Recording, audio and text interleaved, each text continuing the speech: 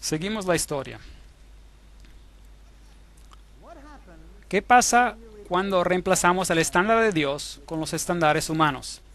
Los estándares humanos son hechos para verse buenos, pero obviamente tienen sus problemas. Bueno, durante la Revolución Francesa se desarrolló un nuevo estándar para la humanidad. Y ese estándar fue llamado el Manifiesto de los Derechos Humanos. A propósito, ¿qué escuchan hoy en día en las noticias? ¿Escuchan la ley de Dios, la ley de Dios, la ley de Dios? ¿O escuchan derechos humanos, derechos humanos, derechos humanos? ¿Qué escuchan? Escuchan derechos humanos. ¿No es fascinante que los franceses publicaron su primer manifiesto sobre los derechos humanos en esta forma? ¿No es fascinante? Tiene 2 tablas de piedra. ¿Qué es lo que en realidad representa? La ley de Dios. Aquí está el hombre creando otra ley. Eso es un asunto fascinante. Hay mucho simbolismo en esto y hay demasiado para poder tratarlo en esta fotografía tan pequeña. Voy a dar otra conferencia con los detalles gloriosos y mostrarles los símbolos que están detrás de esto. Yo voy a mencionarle uno. Este aquí. El manojo de varas. El manojo de varas. Y es aquí, una serpiente con su cola en la boca. Y este por acá, con el ojo que todo lo ve en un triángulo. Símbolos interesantes. Esto es fascinante. Un manojo de varas. ¿Qué significa? Esos eran los fasciae. Fascie. Vean, el procónsul romano tomaba un manojo de varas, las fascie o fascie, y los llevaba al monte, y si era aceptado como líder de todos, él ponía una guirnalda en su alrededor de ese manojo, y él se convertía en todopoderoso y en control, todo controlado por el poder de un hombre. Se llama fascismo. Fascie, fascismo. Si piensan en Adolfo Hitler, fascismo. Si piensan en Mussolini, todo el poder en un hombre. Se lo llamaba el Führer. ¿No es cierto? Este es el sistema de control. Ahora, los derechos humanos, ¿qué tienen que ver con el fascismo? ¿No es interesante? Yo diría que es muy interesante, digamos. Lo vamos a dejar para otra conferencia. Los primeros estatutos de los derechos humanos para las naciones fue declarado por Ciro el Grande. En la cultura persa había este grande principio fundamental: buenos pensamientos, buenas palabras, buenas acciones. Ciro el Grande. Buenos pensamientos, buenas palabras, buenas acciones. Y su manifiesto era el siguiente. Cuando mis soldados en gran número entraron pacíficamente a Babilonia, yo no permitía a nadie que atemorizara a la gente. Tuve en mente las necesidades de las personas y sus santuarios para promover a su bienestar. Liberé a todos los esclavos. ¿No es interesante que Napoleón liberó a los esclavos y terminó la opresión religiosa y todas estas cosas? Yo puse fin a su miseria y esclavitud. Esta fue una bella proclamación. Yo digo que los derechos humanos se ven bastante buenos. Leemos sobre ellos en el gran conflicto. Siglo tras siglo la sangre de los santos ha sido derramada. Habla de los valdenses, de los albigenses, y habla de los protestantes que fueron degollados, masacrados, y muchos de ellos bajo el poder de Francia. Esta es la Inquisición y las herramientas de la Inquisición: el hacha que cortaba la cabeza, después instrumentos de tortura terrible, y la mayoría eran torturados por herejía. Pero, ¿cuál es la definición de herejía? Veamos en el artículo. Herejía, página 440. Heresis en griego, elección. Decidir por uno mismo lo que uno va a creer y practicar. Eso es herejía. Entonces, decidir por uno mismo era, en este periodo de los 1260 días o años, era un acto de herejía. Era un pecado castigable con muerte. Eso es muy triste, ¿no es cierto? Eliminando la conciencia del hombre, quitando la conciencia del hombre y creando un poder, vamos a ver cosas muy interesantes. Esos son algunos de los instrumentos que se utilizaban. Estos fueron, por ejemplo, tenazas que se abrían y ponían brasas calientes con las que torturaban a la persona que era interrogada. Estas son las tobilleras. Y noten las púas en ellas, y cuando eran apretadas contra el tobillo entraban hasta el hueso. Esas personas eran muy serias en lo que hacían. Este instrumento en particular fue usado hasta por General Franco en los 1970. Este es un instrumento muy cruel que se ponía alrededor del cuello y empezaban a atornillar ese tornillo. No es una cosa bonita que hacer. Inmovilizadores, por supuesto, tornillos de dedo. Este instrumento es particularmente desagradable. Amarraban las manos hacia la espalda con una soga hasta que quedaba la persona de cabeza en el aire, y luego amarraban una enorme piedra a los pies y la lanzaban desde la plataforma, y la piedra caía arrancando los brazos y sacándolos de su articulación. Esas son cosas terribles que se hicieron en la Inquisición. Yo sé que a lo mejor no se tendrían que mencionar esas cosas, pero la crueldad de este sistema debe ser conocida. Apocalipsis 12:11, y ellos le han vencido por medio de la sangre del Cordero y de la palabra del testimonio de ellos, y menospreciaron sus vidas hasta la muerte. Es para darles una idea de lo que pasaron aquellos pobres cristianos algunas veces por defender su fe y elegir creer en ella. Es muy horroroso, ¿no es cierto? Es muy horroroso. Y esos son algunas de las estacas donde la gente murió por miles, por cientos de miles, por millones a causa de hereses. Es decir, de herejía por hacer su decisión. Estos son los hugonotes franceses. Es el monumento hugonote francés en el sur de África. Muchos de los hugonotes en Francia se huyeron y erigieron este monumento representando a la Trinidad. Y aquí hay una mujer parada sobre la tierra representando a la novia de Dios. Y ella se sienta sobre la tierra. Fue de África, de Europa a África. Y en una mano tiene la Biblia y en la otra tiene una cadena. Y ella rompió la cadena que la ataba a Roma y huyó a las tierras lejanas de África, donde se la está masacrando nuevamente, pero bueno, esa es otra historia. Y huyó a América y a tierras lejanas para escapar de la persecución del poder de los 1260 días. El gran conflicto dice, pero lo más inicuo que se registra en el lóbrego catálogo de los crímenes, el más horrible de los actos diabólicos de aquella sucesión de siglos espantosos, fue la matanza de San Bartolomé. El rey de Francia, instado por los sacerdotes y prelados de Roma, sancionó tan espantoso crimen. Se puso una campana y en medio de la noche sonó. En ese momento empezó la matanza de 50,000 protestantes en una noche. Les habían dicho, por engaño, les habían dicho a ellos: trabajemos juntos en el futuro, no peleemos más acerca de todas estas cosas.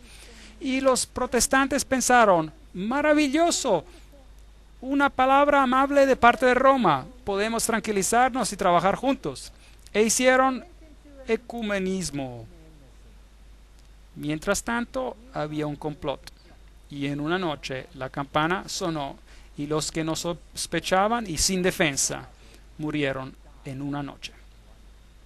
Bueno, las armas del castillo de San Angelo, los cañones tronó en alegres salvas, se oyeron las campanas de todas las torres, innumerables fogatas convirtieron la noche en día, y Gregorio el XIII, acompañado de los cardenales y otros dignatarios eclesiásticos, se encaminó en la larga procesión hacia la iglesia de San Luis, donde el cardenal de Lorena cantó el Te Deum. Estaban tan contentos de saber que en una noche habían matado a los hugonotes franceses. Y el Papa creó una medalla, aquí está, una medalla con su nombre en un lado y en el otro lado las palabras Hugonotorum Strages, que significa matanza de los hugonotes. Se alegraron. ¿No es terrible eso que pasó? Deuteronomio 11:16. Guardaos pues que vuestro corazón no se infatúe y os apartéis y sirváis a dioses ajenos y os inclinéis a ellos, y se encienda el furor de Jehová sobre vosotros, y cierre los cielos y no haya lluvia ni la tierra de su fruto, y perezcáis pronto de la tierra buena que os da Jehová. Por tanto, si se alejan de la palabra de Dios y quitan la ley de Dios, si la quitan, pues habrá sequía, escasez. Apocalipsis 11:7. Cuando hayan acabado su testimonio, es decir, la palabra de Dios, la bestia que sube del abismo hará guerra contra ellos y los vencerá y los matará. Esto aquí, como dije antes, era un sombrero jacobino. Ahora, ¿qué era un sombrero jacobino? ¿Y quién controlaba a los jacobinos? Bueno, el fundador de los jacobinos fue un hombre llamado Adam Weishaupt. ¿Y quién era Adam Weishaupt? Él era un profesor jesuita de la ley canónica. ¿No es eso interesante? Entonces, ¿quién en realidad organizó la Revolución Francesa? Fue un jesuita. Y fue el padre del jacobinismo. Y también fue el fundador de los Illuminati. Entonces, un jesuita fundó los Illuminati y un jesuita dirigió el jacobinismo, que fue responsable por la Revolución Francesa. Aquí está la Universidad de Ingolstadt, donde él fue profesor. Es interesante que después de la Revolución Francesa, el papado recibió una herida mortal y se volvió insignificante a los ojos de los hombres. Pero en el 1929, el estado más pequeño del mundo fue establecido otra vez. Así que aquí había algo que había recibido una herida y ahora se levantó otra vez. En el 1929, Gasparri firmó el Tratado Laterano y los Estados Vaticanos regresaron a existir. La crónica de San Francisco decía: Mussolini y Gasparri firmaron un acuerdo romano histórico. La cuestión romana esta noche fue cosa del pasado y el Vaticano estaba en paz con Italia, firmando los autógrafos del memorable documento sanando la herida. Citando la Biblia casi. Cordialidad extrema se mostró por ambos lados. Es una historia fascinante. El poder parecía tener una herida mortal y luego se levantó nuevamente. Es interesante notar que solamente parecía tener una herida mortal. El engaño es a veces inexplicable. Déjenme mostrarles algunos de los papas que siguieron. Aquí está Anthony Sayer. Él fue el primer gran maestro de la masonería en la Logia de Londres, fundada en 1717. Y recuerden que este es el tiempo que antecede a todo el periodo de la Revolución Francesa. Y estos masones se paran así, con las manos en el estómago, apuntando con los dedos, con el dedo grueso hacia arriba. Y el mismo Papa, esta es una foto del Papa Pío XII, hizo imprimir un sello, que es un sello cuadrado y tiene símbolos masónicos en él, donde tiene la misma posición que el otro cuadro. Es interesante que el Vaticano prohibió la masonería. Pero es interesante que si no quieres ser culpado de algo, lo prohíbes y lo practicas en secreto. Pero en el mismo Vaticano las logias abundaban y cada cardenal era miembro. Interesante. Aun cuando era prohibido, estaba prohibido. Apocalipsis capítulo 9. Recuerden que nos lo dijo: el quinto ángel tocó la trompeta y vi una estrella que cayó del cielo a la tierra y se le dio la llave del pozo del abismo. Y abrió el pozo del abismo y subió humo del pozo como humo de un gran horno, y se oscureció el sol y el aire por el humo del pozo. La luz que Jesús da será oscurecida a causa de este humo. Ahí es donde comenzó. En Apocalipsis capítulo 12, 3, tenemos otra bestia. También apareció otra señal en el cielo. Aquí un gran dragón escarlata que tenía 7 cabezas y 10 cuernos, y en su cabeza 7 diademas. En Apocalipsis capítulo 9 tenemos este humo que sale. Y en Apocalipsis capítulo 11, esta bestia sale del pozo del abismo, del mismo abismo, y así que crece esta oscuridad en un reino establecido y empieza a crecer. Los otros poderes en Apocalipsis son el dragón con 7 cabezas, con una diadema en cada cabeza. Se nos dice quién él es Satanás, que representa a todos los reinos de esta tierra. Y se nos dice también en Apocalipsis 12:9 que él es quien fue expulsado, es el diablo y que engaña a todo el mundo. ¿Ok? Y que él hace guerra contra la mujer de blanco, que es la iglesia buena en la tierra, que representa a la palabra de Dios. Hay otras bestias en el libro de Apocalipsis. Está el león con 2 alas, que es una imagen del libro de Daniel. Y en Apocalipsis 13 tenemos una bestia con boca de león. Y después hay una bestia como leopardo en Apocalipsis 13. Esos atributos también se encuentran. Hay un oso en Daniel 7 y esos atributos también se encuentran en Apocalipsis 13.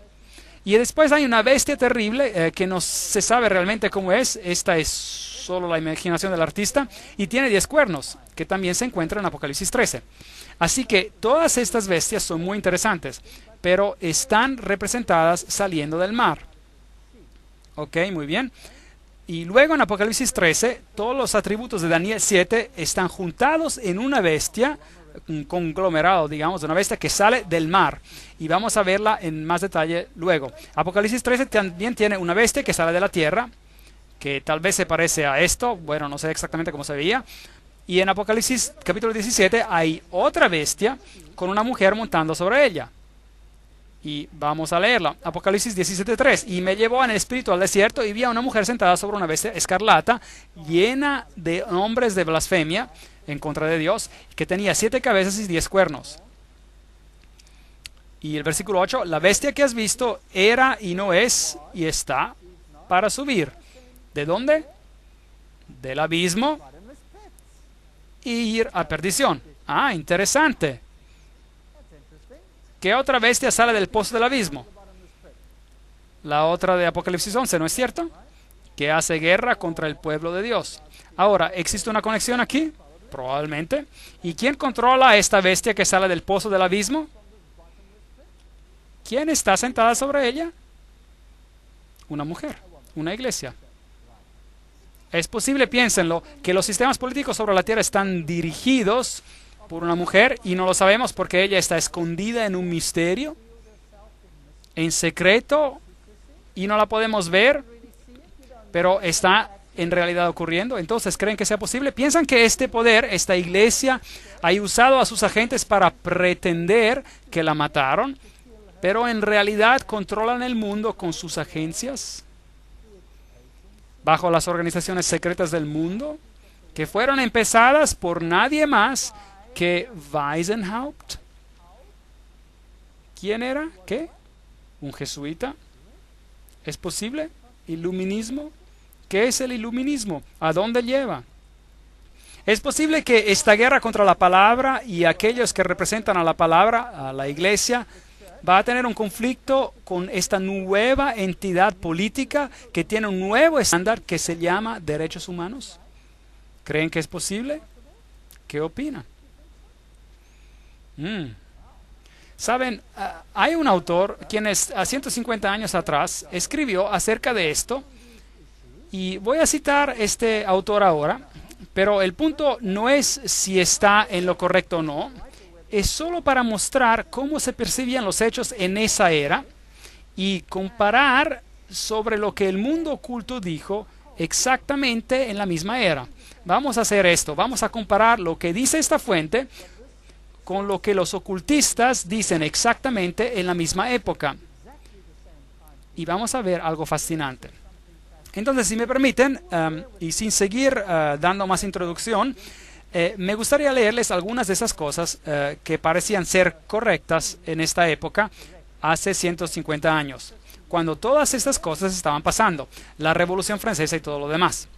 Por una variedad de imágenes, el Señor Jesucristo presentó a Juan, esto es en el libro de Apocalipsis, el personaje malvado y la influencia seductiva de quienes han sido distinguidos por seguir al pueblo de Dios.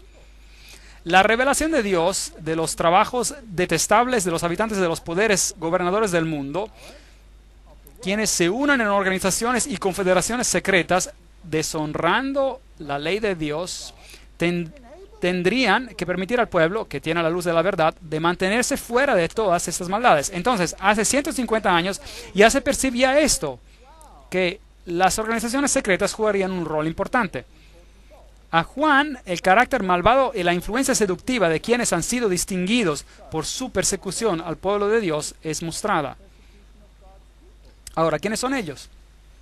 La terrible imagen que nos da a Juan es para mostrar de qué manera tan completa los poderes de esta tierra se darán al mal. Y tendría que mostrar a los que han recibido la verdad cuán peligroso es relacionarse con organizaciones secretas o de cualquier manera unirse a ellas. Eso es fascinante, fascinante. Los poderes gobernantes de este mundo que se unen en organizaciones y confederaciones secretas y no guardan los mandamientos de Dios tendrán otro estándar.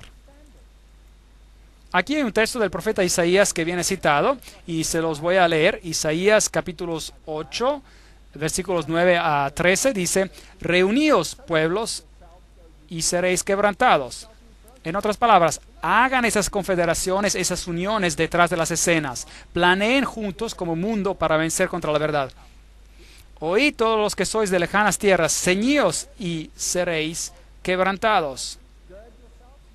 Disponeos y seréis quebrantados. Tomad consejo y será anulado. Proferid palabra y no será firme. ¿Por qué Dios está con nosotros? Esta gente está diciendo, Dios está con nosotros, estamos haciendo lo correcto. Porque Jehová me dijo de esta manera con mano fuerte y me enseñó que no caminase por el camino de este pueblo, diciendo, no llaméis conspiración a todas las cosas que este pueblo llama conspiración, ni temas lo que ellos temen, ni tengáis miedo. A Jehová de los ejércitos, a Él santificad, sea Él vuestro temor y Él sea vuestro miedo. Entonces Isaías está prediciendo que el mundo se confederaría y dice, el Señor está en esto, estamos trabajando juntos como un grupo y estamos haciendo lo correcto y es lo mejor, pero están dejando fuera a Dios y no va a funcionar. Luego, este escritor aplica este texto y dice, hay quienes que se preguntan si está bien para los cristianos pertenecer a los masones u otra sociedad secreta. Necesitamos pensar sobre los versículos citados recientemente. Si somos cristianos, debemos de serlo en todos los aspectos y debemos considerar y obedecer al consejo dado de ser cristianos según el estándar de la palabra de Dios. Eso es fascinante. Por lo tanto, es importante conocer lo que enseñan los masones, o aún más importante, quién fundó la masonería, quién la controla, qué enseñan si en realidad predican contra Jesús y la palabra de Dios. ¿Hacen guerra contra la palabra de Dios, sí o no? Son preguntas que debemos hacernos. La falta de cristianismo de toda la confederación se verá en las organizaciones secretas, porque ellos sirven a dioses insensibles y sin poder para bendecir, como los dioses de los hindúes. Interesantes. Todos los que están bajo el estandarte del príncipe Manuel no pueden unirse a los masones o a cualquier otra sociedad secreta. Cristo no se puede dividir. Yo estoy de acuerdo. Nadie puede unirse a ellos y ser un ser libre ante Dios. Interesante. Los cristianos deben cortar toda atadura que los une a estas organizaciones secretas que no están bajo el control de Dios. No podemos pertenecer a organizaciones secretas. Eso fue escrito hace 150 años atrás. Y luego, una cosa sé, que aquellos que mantienen contacto en ellas serán quemados con las gavillas de cizaña. Declaración interesante. Las agencias satánicas están en todas las ciudades ocupadas en organizar en grupos asociaciones que se oponen a la ley de Dios. No nos podemos permitir de no permanecer alertas. Y uno de los planes de las organizaciones secretas es de formar grandes monopolios. Se formarán grandes monopolios gigantes.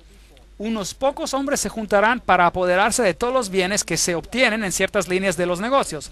Vemos eso hoy, por si acaso. Vemos monopolios gigantes que se están formando, forzando a los pequeños a salir de la industria para someterlos a su poder, ¿sí o no? Y si no cumplen con sus reglas, no van a poder prosperar. Vemos las megafusiones, ¿sí o no? No podemos abrir el periódico hoy sin leer sobre las megafusiones. ¿Cierto o falso?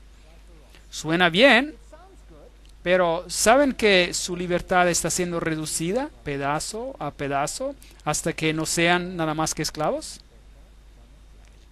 Y si se atreven a abrir la boca, bueno, se quedan sin trabajo o sin industria y no podrán comprar o vender. Los sindicatos serán una de las agencias que traerá a esta tierra un tiempo de angustia cual no se ha visto desde el inicio del mundo. La gente no cree en esto. Yo sí. Yo he tenido la desafortunada experiencia de estar del otro lado de un sindicato cuando se vuelven locos. ¿Algunas veces han visto esto? Da miedo. En África, donde yo vivo, los sindicatos son muy poderosos. Y los sindicatos parecen algo bien. Y el concepto se basa sobre los derechos humanos, porque pueden pelear por sus derechos humanos. Pero piensen, si la torta es muy grande o tiene una dimensión y peleo por un pedazo más grande, ¿qué hace esto al pedazo de mi vecino? Hace su pedazo más pequeño, ¿correcto? ¿Estoy amando a mi vecino como a mí mismo cuando hago su pedazo más pequeño para que el mío sea mayor? ¿Sí o no?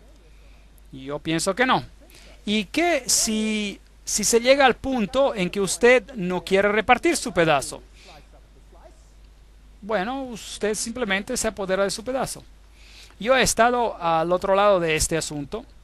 Me han roto las costillas miembros de sindicatos que usaban las universidades para probar sus puntos al gobierno. Declararon boicotes a todas las clases de la universidad y los estudiantes fueron privados de su educación. Eso significaba que el estudiante iba a perder un año habiendo pagado por sus estudios y iba a perder todo. Entonces la universidad decretó que las clases continuarían. Y yo era profesor, así que dije, las clases siguen. Y los sindicatos nos encontraron pasando clases. Y yo me paré enfrente de las puertas de la clase y les dije, lo siento, no pueden entrar, no pueden pasar. Yo di permiso para que los estudiantes pasen clases aquí. Yo soy responsable, no ellos.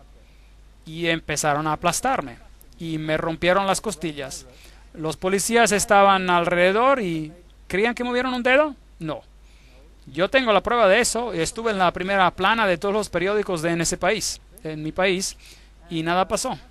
Los estudiantes no se salieron con la suya y ellos se fueron después, afortunadamente, por alguna razón se fueron. Tal vez hay poder en el poder de la oración, y fueron a otro lugar y destruyeron todo, incluyendo a los pobres estudiantes. Los golpearon brutalmente.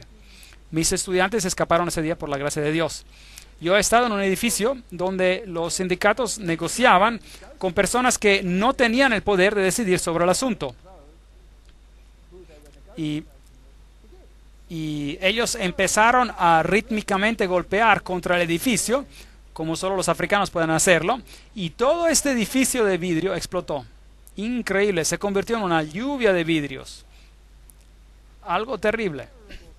La destrucción que ustedes ven. Una de las agencias que llevará al tiempo de angustias, los sindicatos, que no son de Dios, aquellos que se unen a organizaciones secretas, manténganse alejados de ellos. Esto fue escrito años atrás.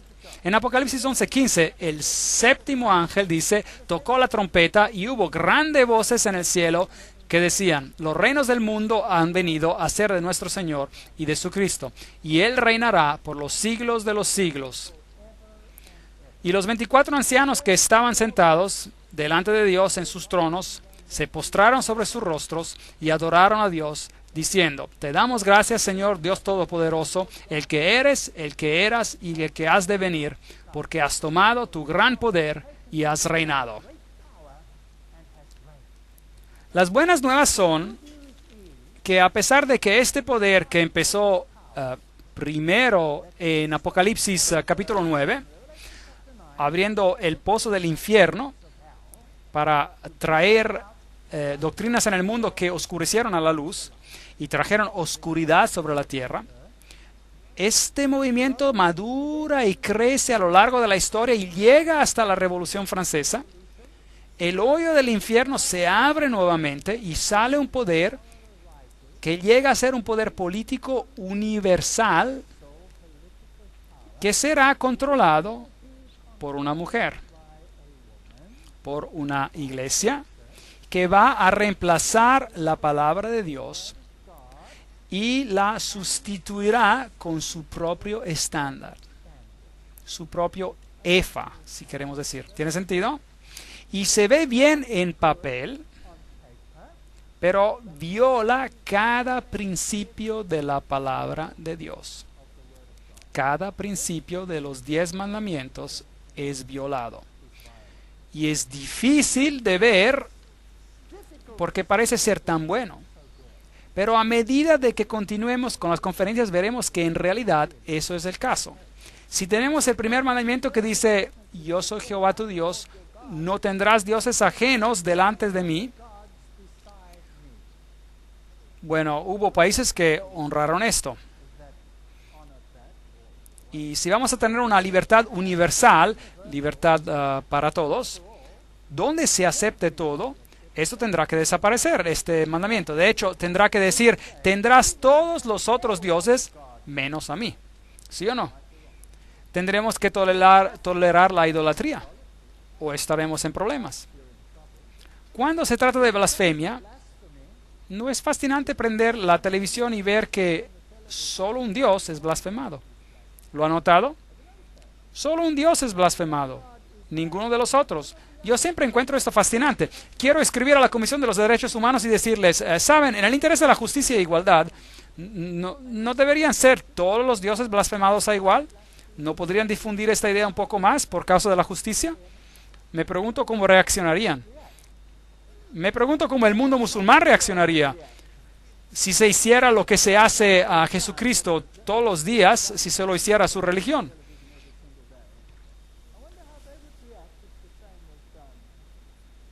A su religión o a la religión budista o hindú o cualquier otra religión sobre la faz de la tierra, si quisiéramos igualdad para todos. ¿Qué más? Acerca del quinto mandamiento, honra a tu padre y a tu madre. Los niños ahora tienen que ser reeducados bajo otras normas para ser ciudadanos de este mundo. Lo que significa que ya no deben honrar a su madre o a su padre y tienen que honrar al sistema. ¿Hacen esto en el comunismo? ¿Qué hacían en el comunismo cuando los niños querían apegarse a las normas de sus padres? ¿Qué les hacían? Se los llevaban y los reeducaban. Les enseñaban a no honrar a su padre y su madre. ¿No es triste? No matarás. No cometerás adulterio. No hablarás falso testimonio. ¿No se toleran acaso estas cosas ahora? Por supuesto. Jesús va a invitar un día a todos a ir a su reino. En su reino habrá justicia y verdad. Y no habrá más mentira. Los estándares serán los que Él establezca y se aplicarán a todo. Y se airaron las naciones, y tu ira ha venido, y el tiempo de juzgar a los muertos, y de dar el galardón a tus siervos los profetas, a los santos y a los que temen tu nombre, a los pequeños y a los grandes, y de destruir a los que destruyan la tierra. ¿No es esto interesante? Y el templo de Dios fue abierto en el cielo. Estamos en Apocalipsis capítulo 11. Y el arca de su pacto se veía en el templo. ¿Dónde está Jesús? ¿En qué recámara del templo? En el lugar santísimo. Increíble, nos hemos cambiado de un tiempo donde Él servía en la primera recámara a un servicio, a ministerio en la segunda recámara, que es sobre el juicio. Y el arca del pacto, los 10 mandamientos, son el estándar universal para lo que es bueno y malo. No hay duda sobre el asunto. Y vemos a esa arca del pacto. Y esto significa que se acaba el tiempo. Y hubo relámpagos, voces, truenos, un terremoto y grande granizo. Esta es la historia de la última plaga sobre la tierra. Y el reino de Dios se vuelve en el reino de esta tierra también. Jesús, el gran sumo sacerdote, es visto enfrente del arca del pacto. Y ese es el verdadero estándar. Y no es el efa controlado por la mujer, por una mujer. Y no importa cuántas aves como cigüeñas, espíritus inmundos que representan eso, elevan a este estándar para que el mundo lo acepte. El estándar que está en contra de la ley de Dios. Lo que hemos visto hasta ahora, esta iglesia es definida, desafortunadamente, es la que gobierna por los 1260 días. Es la iglesia de la Edad Media. Es la iglesia romana. Y no puedo cambiar esto. Yo mismo fui uno de ellos. Y estoy tan agradecido por la palabra de Dios por haberme mostrado estas cosas. Y detrás de todo esto, detrás de la Revolución Francesa y de todos estos asuntos, vemos las agencias de esta iglesia. Vemos agencias jesuitas detrás de todo. Y hemos visto que las organizaciones secretas, porque todo está cubierto en misterio, van a traer el cambio que anulará la palabra de Dios. En las próximas conferencias vamos a ver lo que hay detrás de las escenas y abrir algunos hechos para ver si es en realidad así. Pero aunque sea así, lo que asumo que va a ser así, Jesús queda siendo en control. Y nos ha permitido ver todas estas cosas y Él ejerce como el sumo sacerdote.